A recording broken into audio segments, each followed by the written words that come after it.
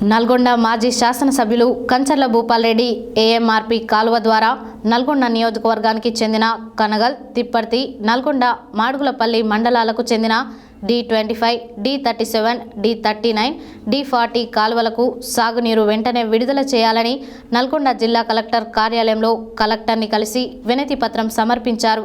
ఈ సందర్భంగా వారు మీడియాతో మాట్లాడారు. నల్గొండ మాజీ శాసనసభ్యులు కంచర్ల భూపాల్రెడ్డి ఎంఆర్పీ కాల్వ ద్వారా నల్గొండ నియోజకవర్గానికి చెందిన కనగల్, తిప్పర్తి, నల్గొండ, మాడుగులపల్లి మండలాలకు చెందిన D25, D37, D39, D40 కాల్వలకు సాగునీరు వెంటనే విడుదల చేయాలని నల్గొండ జిల్లా కలెక్టర్ కార్యాలయంలో కలెక్టర్ని కలిసి వినతి పత్రం సమర్పించారు. ఈ సందర్భంగా వారు మీడియాతో మాట్లాడుతూ గత సంవత్సర కాలంగా ఎంఆర్పీ కాల్వ ద్వారా నియోజకవర్గ రైతులకు సాగునీరు అందకపోవడంతో పంటలు ఎండి రైతులు తీవ్రంగా నష్టపోయారని, సాగర్ ద్వారా ప్రస్తుత వరదల టీఎంసీల నీరు వృధాగా సముద్రం పాలవుతుందని, అయినప్పటికీ ఏఎంఆర్పీ కాల్వల ద్వారా సాగునీరు అందించకపోవడంతో ఇప్పటికే నారుమళ్లు పోసుకున్న రైతులు నీరందక తీవ్ర ఆవేదన చెందుతున్నారని తెలియజేశారు.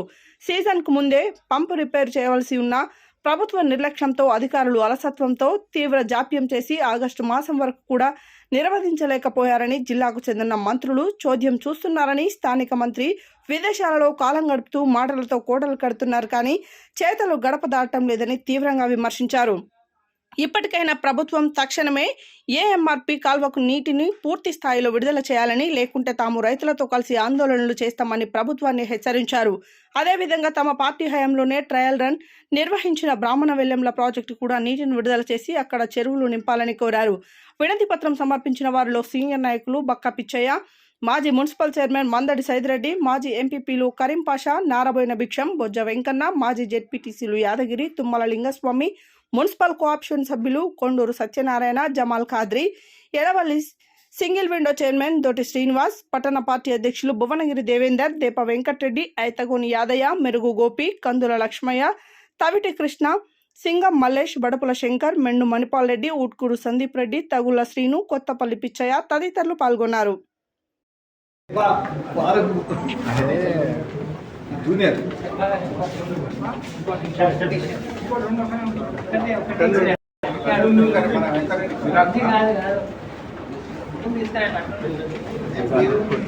లేదు, మాకు ఇబ్బంది అవుతుంది ఇక్కడ నింపాత ఉండాలి కానీ అంటే ఆ ఒక్క మోటార్ మనకు యాడ్ అవుతుంది అంటే మన యాడ్ అవుతుంది.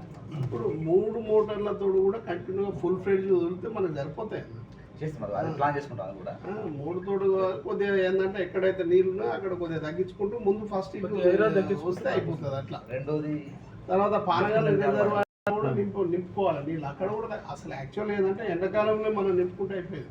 ఇదివరకు మనం 5-10, 5-8 కూడా నీళ్ళు ఇచ్చి చెరువులు నింపినాం ఎండాకాలంలో.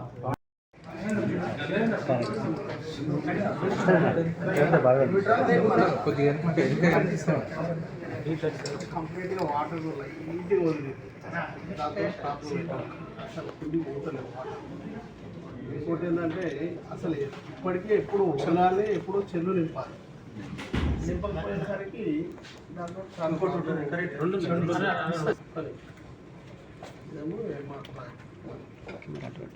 D37, D39, 40, 25. అదేవిధంగా నా నియోజకవర్గం చేస్తారు ఎప్పుడైనా. ఇప్పటి వరకు నీళ్లు లేవు, తర్వాత నాన్లు చాలా క్లిష్టమైన పరిస్థితి ఉంది. ఇంకోటి ఏంటంటే ఆఫీసర్లను అడిగితే ఏమంటున్నారంటే మోటార్ ఖరాబ్ అయింది మేమేం చేయాలంట.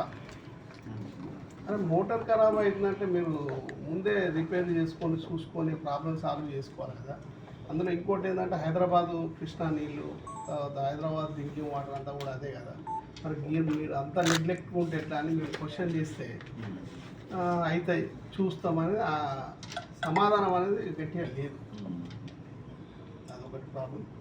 దాంతోపాటు ఇది పాప నీళ్ళలో కూడా అది కంప్లీట్ అయిపోయింది. అది కూడా నింపే ప్రయత్నం చేస్తే ట్రయల్ రన్ కూడా అయిపోయింది.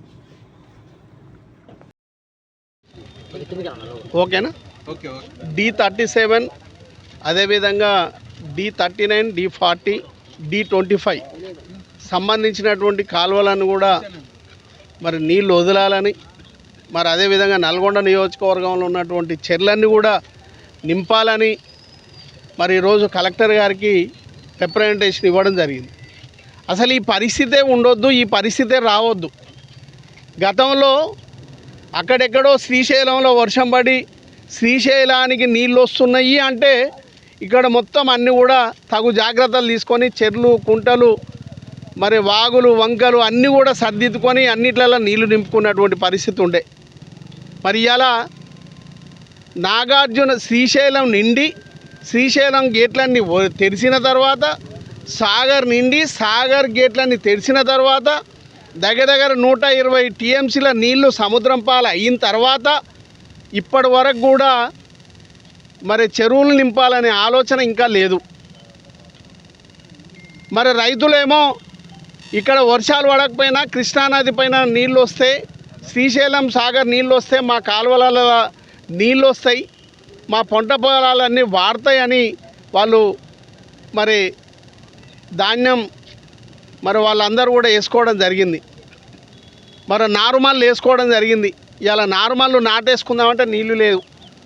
అధికారులకు ఫోన్లు చేసి అధికారులను కలిస్తే వాళ్ళు సరైనటువంటి సమాధానం ఇవ్వలేనటువంటి పరిస్థితిలో ఉన్నారు.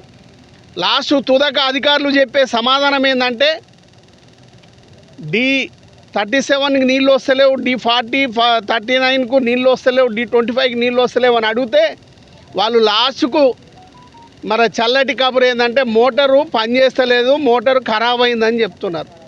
మరి ఎంత అజాగ్రత్తగా ఉన్నదో ఈ ప్రభుత్వం, ఎంత నిర్లక్ష్యంగా ఉందో, నిర్లజ్జగా ఉందో, రైతులంటే ఏ విధమైనటువంటి నిర్లక్ష్యం ఉందో ఒకసారి రైతు సోదరుల వాళ్ళ ఆలోచన చేయండి.